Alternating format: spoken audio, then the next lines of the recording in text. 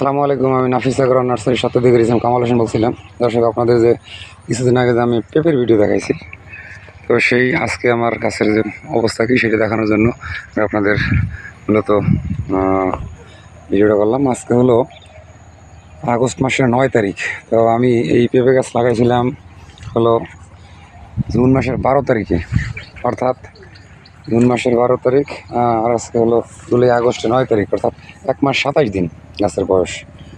দেখেন দর্শক, 1 মাস 27 দিনের গাছ কিন্তু অলরেডি দেখেন এই যে পিকটা পরবে পরবে ফুল, অলরেডি ফলে পরিণত হয়ে গেছে। দেখেন এখানে গাছের থেকে আপনার এই ফলটা যখন এই পর্যন্ত ঝুলবে, তখন গাছের গোড়ার থেকে আপনার দেখা হলো যে 12 ইঞ্চি পর্যন্ত আপনার পেঁপে ঝুলতে থাকবে। এই হলো গাছের গোড়া। এখান থেকে আপনার দেখেন এই যে 3, 4, 5 পাতা থেকে এই আপনার ফলটা হয়েছে। আরও নিচের দিকে তো একটা ফল ছিল, আমরা রাখিনি, ছোটো ফল। তো এই দেখেন এই যে গাছটা দেখেন, ফল কিন্তু অলরেডি অনেক ঝুলে পড়ছে। আমরা এখানে শক্ত একটা বাঁশ দিচ্ছি। দেখেন এই বাঁশটা আসলে অনেকটা শক্ত, মোটা বাঁশ।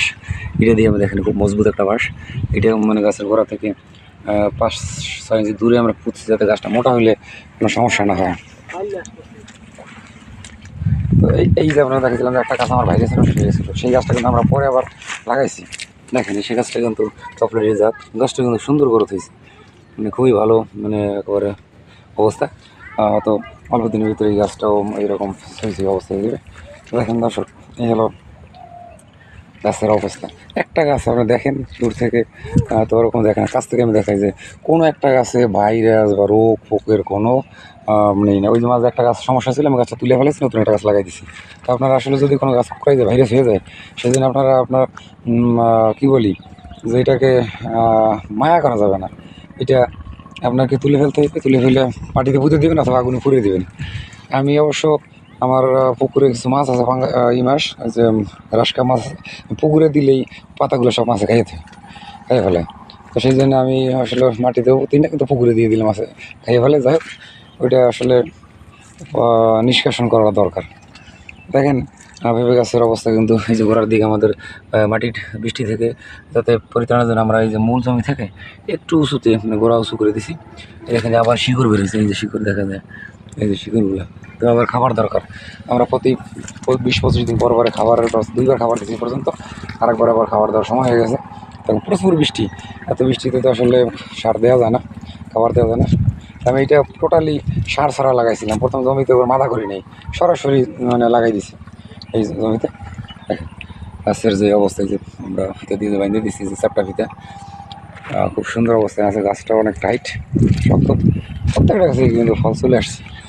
তো 1 মাস 27 দিনটা আমি অনেক ইউটিউবে অনেক ভাইরা ভিডিও দেন যে 3-3.5 মাসে পেঁপে হারভেস্ট করা যায়।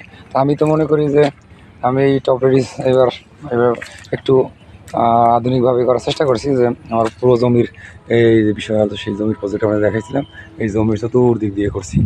তো সেক্ষেত্রে গাছের অবস্থা মাশাআল্লাহ অনেক সুন্দর, এবং যেহেতু ফল চলে আসছে, আমার মনে হয় না যে এই ফল 3.5 মাস লাগবে।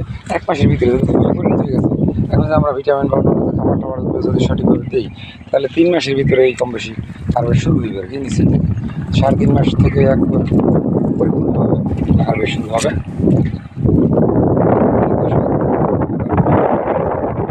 এই যে প্রত্যেকটা ফল কিন্তু দেখেন যে শুকনো অবস্থা, কিন্তু কিছুদিন আগে যে ঝড় বৃষ্টিতে গাছ একবারে অনেকটা ক্ষতির অবস্থা ছিল, ওরা আমি শুকনো দিয়ে বাঁধিয়ে দিয়েছি। যাই হোক, আপনারা যদি পেঁপে চাষ করেন এবং কোন জাত চাষ করেন, কখন চাষ করলে ভালো মুনাফা পাওয়া যাবে, তো এই বিষয়ে আমাদের কাছে ফোন দিন, পরামর্শ করেন। স্ক্রিনে নাম্বার আছে, নাম্বার থেকে আপনারা ইনশাল্লাহ সব তথ্য পেয়ে যাবেন। তো দর্শক, ভালো থাকেন, সুস্থ থাকেন, সবার সুস্বাস্থ্য কামনা করেন। আজকের মতো এখানে বিদায়। আসসালামু আলাইকুম রহমতুল্লাহি ওয়া বারাকাতুহু।